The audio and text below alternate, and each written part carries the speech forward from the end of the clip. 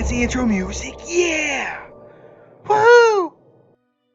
Hey everybody, welcome back to the channel. Today, taking a look at the officers that actually just came out this past month because they were PvP centric. They brought actually a new ability that, well, we've never seen before. The Assimilate ability getting introduced with Dezoc being able to trigger it.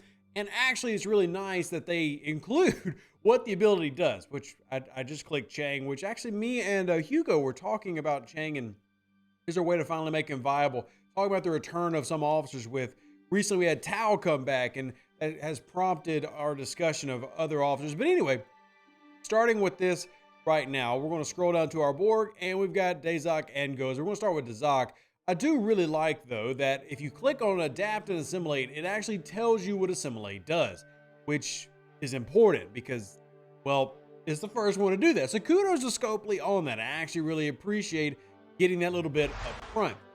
The reason that's important is for those who follow the channel for a while, or maybe you're new, there are 3 other abilities in the game that actually came out when the game launched. The Assimilate is the first ability that has a background bonus that other officers would use that has been introduced in many, many years.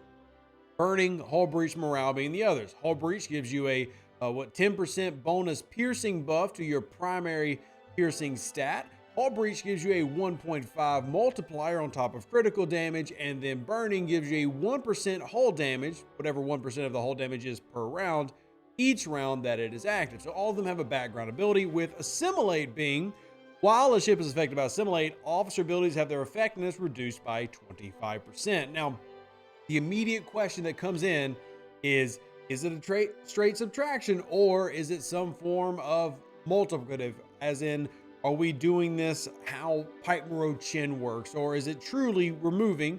If you have an officer ability that, say, is 80% critical, does that knock it down to 55?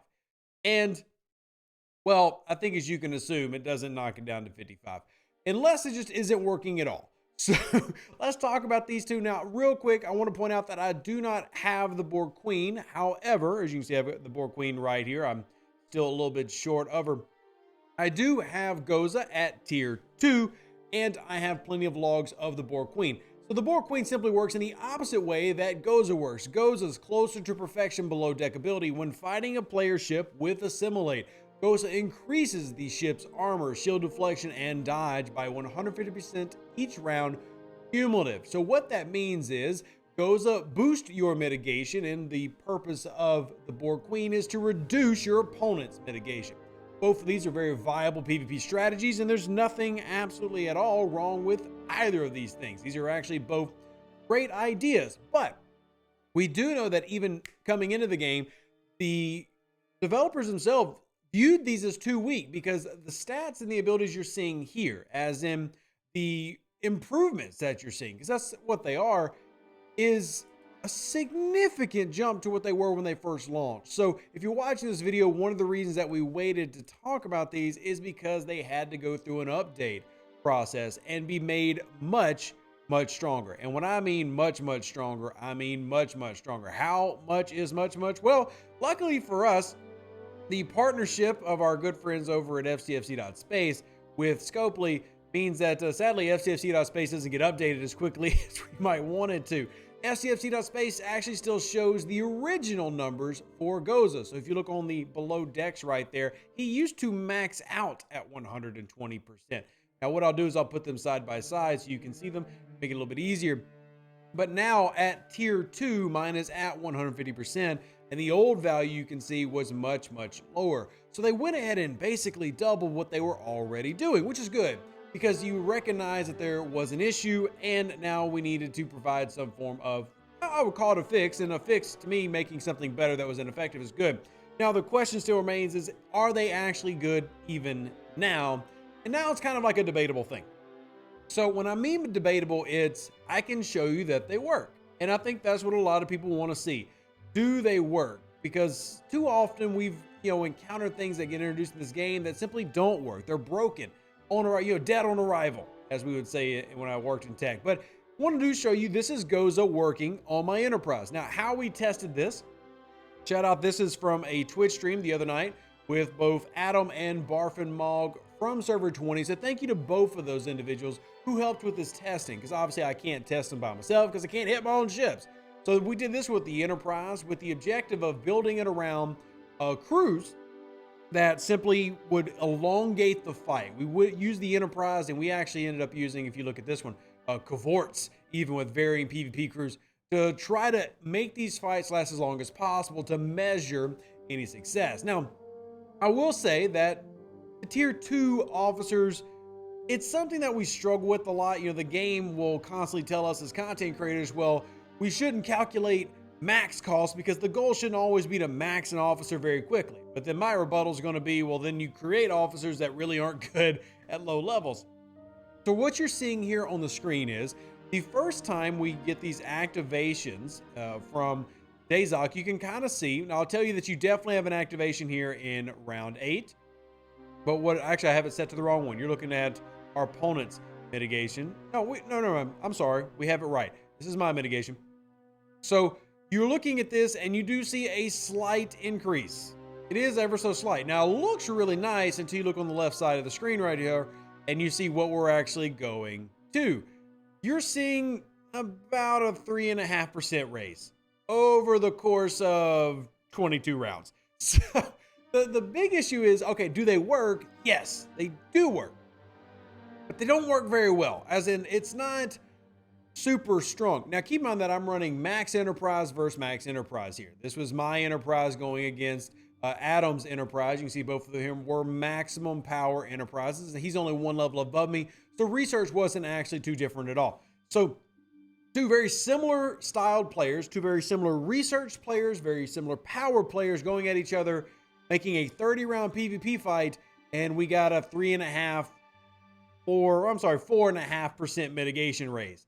That's not really exciting, because what I think a lot of players are going to run into is you don't have a maxed Enterprise. You don't have a maxed ship, which means that you're going to be short on officer slots below decks. And what I think is actually more realistic is, if I pull out my auger real quick as an example, you'll see as I lower this here in the screen, the beautiful ship, but it's only tier 5, which means I've got 3 officer slots. And right now my officer slots are running Grush, so I can get my bonuses as much as possible. And then I'm running Tendy and Mariner. So I've got the bonus to health and a bonus to weapons. And what you're going to find is if you don't have the hull health, or I'm sorry, the officer slots to fill out these officer bonuses first, and then you're using something like Assimilate down the road, you're going to find very little actual value in the Assimilate crews. That's what I believe so far. But if you have them, and then you have extra below deck spots, like for example, this tier 8 auger has 6 below deck spots, well, you can pretty easily fill out this over here. And unless you're using an officer that needs stats, like 5 of 11 needs stats, well, then you don't really necessarily worry about it. For those that are unaware, once you reach this bonus over there on the far right side, there's nothing after that. So if I had 45,000 attack, that's not any better in terms of the bonus I'm getting towards the ship directly than 15.7k. But if I was to say put Sharvanik up here, well, now it's actually very important, because Sharvanik right here uses her ability based on the health stats of the ship. So now I actually want to focus tons of health stats there to make sure I'm boosting that particular piercing value. So what I end up finding so far as the Borg PvP crew has come out is that Dezoc and Gossa and the Borg Queen are all something that you would use right here at the very end on maybe a secondary or third PvP crew, tertiary. Why is that? Simply because they don't have more value in our battle log testing that we did for several days. And again, this is just giving you a couple of examples of what. Here's another one. Here's D4 versus D4. And now my D4 is notably smaller, but like testing out, did you see a noticeably lower critical chance, for example?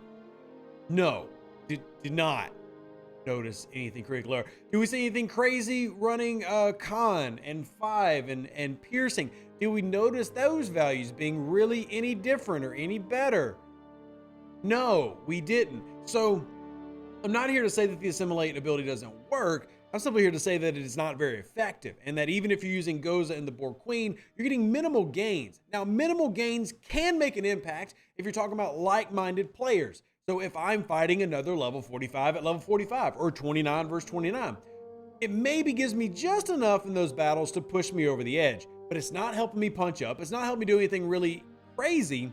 So I'm going to focus more on Tindy, who has way more value, or Mariner, or even Boimler and Rutherford probably provide a little bit more than what you're seeing from the Borg crew, who is also admittedly difficult to source. You know, the Borg crew and the Borg refinery system, especially with the release of the Talios. And I do understand that we're talking about new officers, but still, we go into even our expansion cube rewards, and it takes a player a long time to go through this process, a long time to go and turn in these chests. And the meta for that is actually having a massive player carry you through them. So sadly, it's not viable for everybody at the moment to just kind of run through these. But what I can say is, if you're looking to add to your PvP roster and you've got them, you can use them.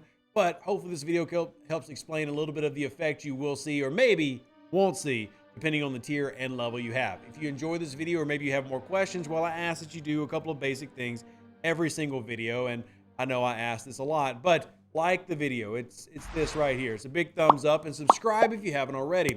Way if you need to learn more about the game and you want to get notified of every time I'm live and every time I'm making a video, you can right there. And then last but not least, if you have questions about this, drop a comment section in the comments below.